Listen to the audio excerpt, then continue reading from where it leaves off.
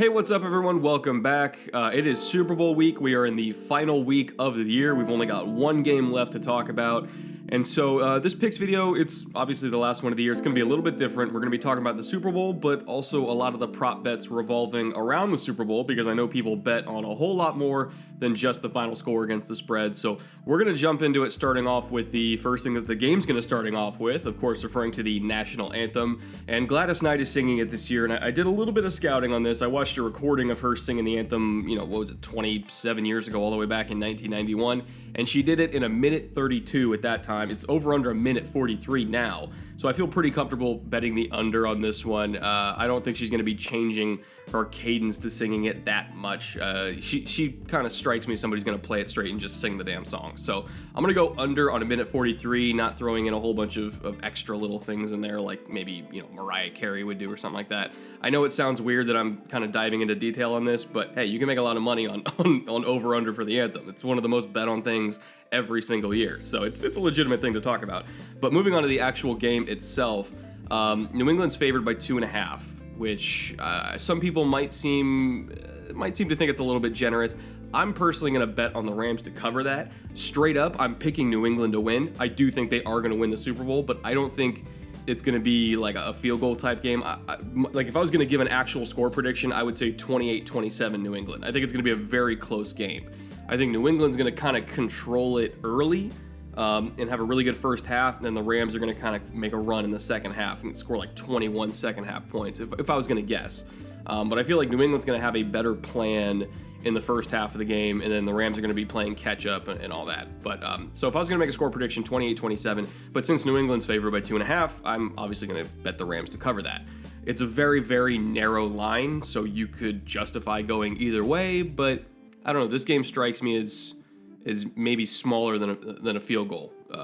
When talking about who's going to win MVP, Brady's obviously, he's got like 5 and 6 odds to win it, but I'm actually going to go with Sony Michel. He's at 12-1 odds right now, and the main reason for that is how I think the game's going to play out. Again, I feel like the Patriots are going to start running it early out of 21 personnel and kind of really expose those linebackers taking on Devlin in the hole, because the Rams do not have a good linebacking core at all, and they're terrible against the run. They're terrible against the pass, too. They're just terrible against everything. It's like maybe the worst linebacking core in the league. So I feel like they're going to run 21 personnel and just run Michel down their throats over and over and over again in the first half. I think he's going to rack up at least 2 touchdowns, at least 150 total yards. And again, Brady's not going to have a bad game, so you can't really go wrong with picking him to be the MVP because he's the quarterback on what I think is going to be the winning team. But in terms of who the actual most productive part of their offense is going to be, I think it's going to be Sony Michel. So he's going to give them a big first half lead. He's going to force the Rams to pass in the second half. And obviously that's how we're going to get that 28-27 score. Now, would it shock me if he got a hat trick of touchdowns, which would probably guarantee he got MVP? No. But I feel pretty comfortable giving him 2 touchdowns, just mainly because of that game plan. Again, the Patriots do something that not a lot of other teams do, which is run ISO out of 21 personnel. Not a lot of other teams do that these days, and the Rams can't stop it.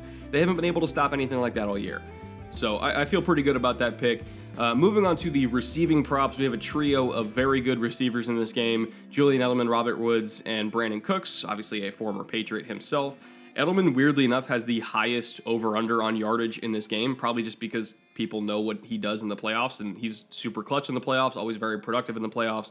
But I'm actually going to go over on his 82.5. And again, for a slot receiver, that sounds a little bit like a stretch, but just knowing Edelman and knowing his connection with Brady in big games and how they really kind of lean on each other in moments that really matter, I think he's going to get fed a lot of targets.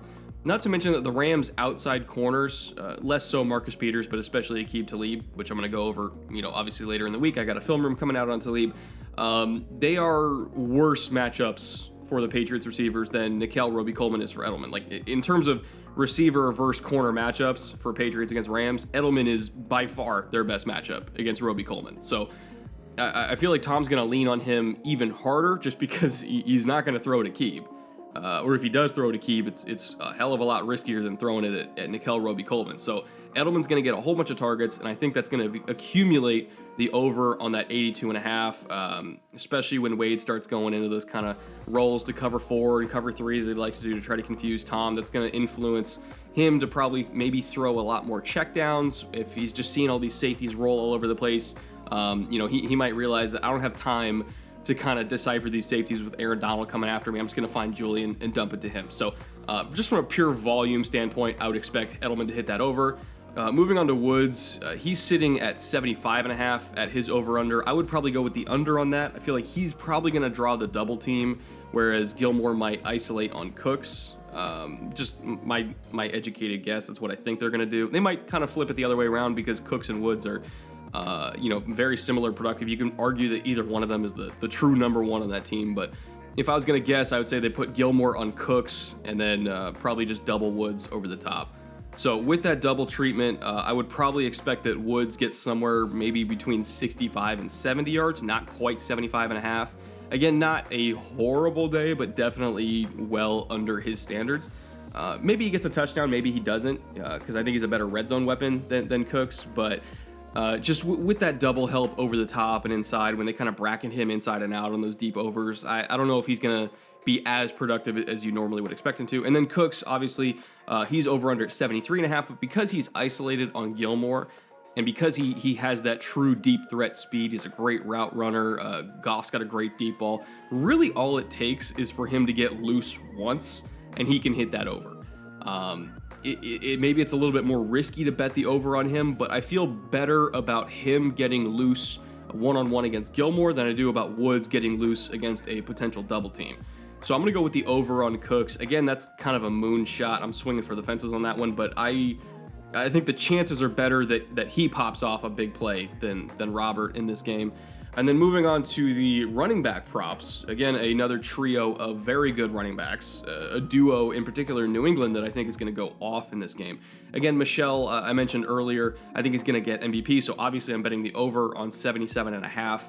I think that's very, very generous to give him. I'm actually kind of surprised it's not higher than 77.5. Maybe they feel like because he's in a committee, they're not sure what his usage is going to be, but if you get a back that talented with a fullback like Devlin and an offensive line like Dante Scarnecchia has been coaching this year, like it's hard for me to believe that he's not going to get at least 77.5. So that's a pretty easy bet for me to hit the over.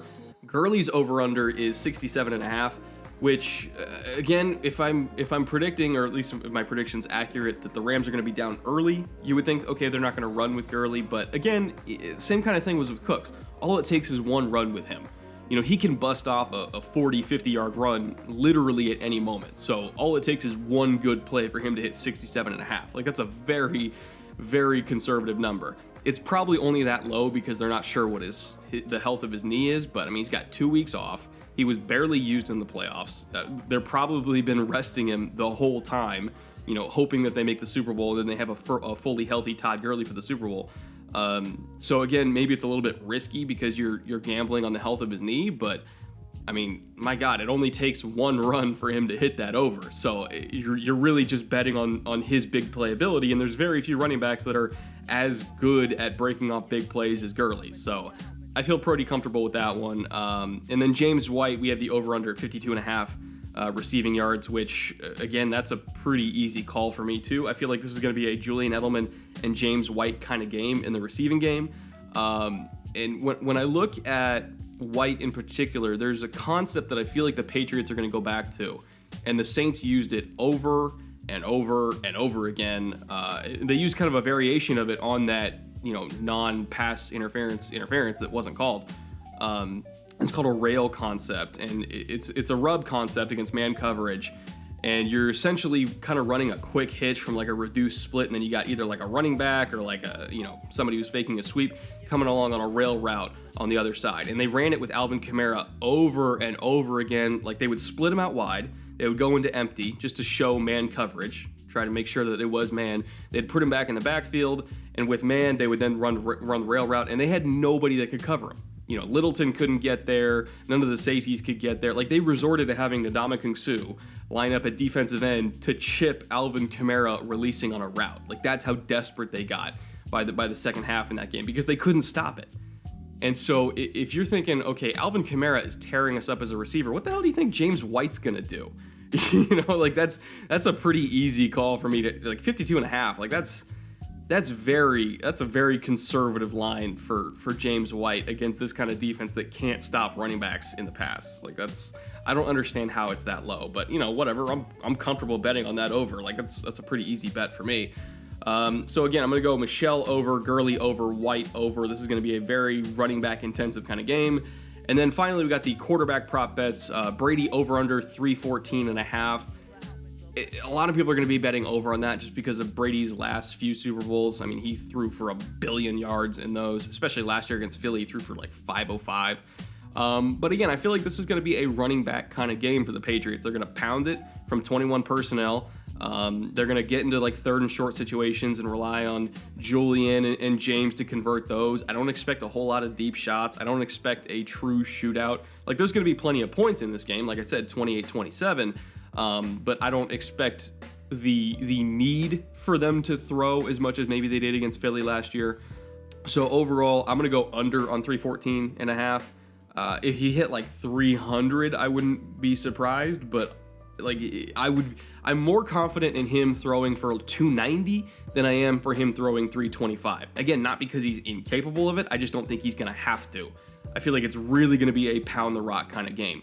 And then on the opposite side, you got Goff. His over-under is at 285.5, which I'm going to go the over on that, mainly because, again, I feel like they're going to have to throw to get back into the game because I think New England's going to take an early lead. And while, yes, New England is like the number 3 defense in the league or something like that against 11 personnel, which is pretty much all the Rams run, I still think that Sean McVay has a lot of tricks up his sleeve to still generate a lot of production through the air. I think we're going to see some stuff that they haven't really run all year that they've kind of been saving for games like this, where they absolutely got to have it. It's not going to be the same Rams offense we've seen. Like, yes, there's going to be elements of the Rams offense, a lot of outside zone, a lot of bootlegs and all that kind of stuff, but I don't think we're going to see the exact same concepts because you give Sean McVay 2 weeks to prepare and he's going to come up with some really cool stuff. So 285.5 seems pretty conservative to me. I'm going to go over on that. I think he would probably, like, if you were going to swap lines here and say, do you think Goff is going to get 315? Yeah, I would probably go the over on that one. And that's just, a lot of it's about game script. A lot of it's about, how I think they're going to attack each other offensively and defensively. So that's kind of where I stand on that. So again, to recap the whole thing, in a straight up bet, I'm taking the Patriots, but I am taking the Rams to cover at 2.5. I think it's going to be a very close game. I'm taking Sony Michel at 12-1 be MVP. I'm taking the over for Edelman's yards, the under for Woods, and the over for Cooks. I'm taking all 3 overs for the running backs, and I'm taking the under for Brady and the over for Goff. So a lot of really exciting storylines, a lot of really exciting bets to put on this game. I'm super excited to watch it. I think we have 2 very evenly matched teams that are very, very different in almost every single possible way. So super stoked to watch this game. Super excited to see who and what I get to break down next week, depending on who wins and what happens in the game and, what concepts and personnel groupings are successful and all that. I could not be more excited for next week's episode, whatever it happens to be. And if you guys want to put any bets of your own down on this game to, maybe you agree with me, maybe you truly believe in the Coleman curse and you think that I completely screwed the Patriots here and you want to put your life savings on the Rams, please don't do that, by the way, because it's really a bad idea. But if you do want to place some bets of your own on this game just for fun, head on down to that link in the description below to MyBookie. Enter promo code Brett when you do, and you get a 50% deposit bonus on your initial deposit. Really, really great offer. A lot of people have been super excited to kind of dip their toe in the waters of sports betting this season, and hopefully they've had a lot of fun while doing it. I know I have a lot of fun doing it. It's just kind of like an extra little activity that makes watching the games a little bit more fun for me. I'm obviously a little bit of a masochist when I placed a big bet on the Chargers a couple weeks ago and they totally failed me, but that's the Coleman curse for you. What can you do? But again, thank you to MyBookie for sponsoring. Thank you to all you guys for supporting me and supporting them and supporting this whole operation we got going on here.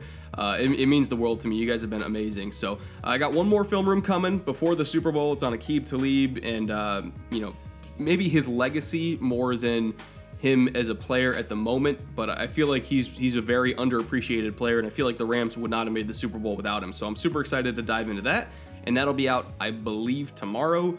But yeah, hope you guys enjoy that. I'll see you guys next week and tomorrow, and until then, Later.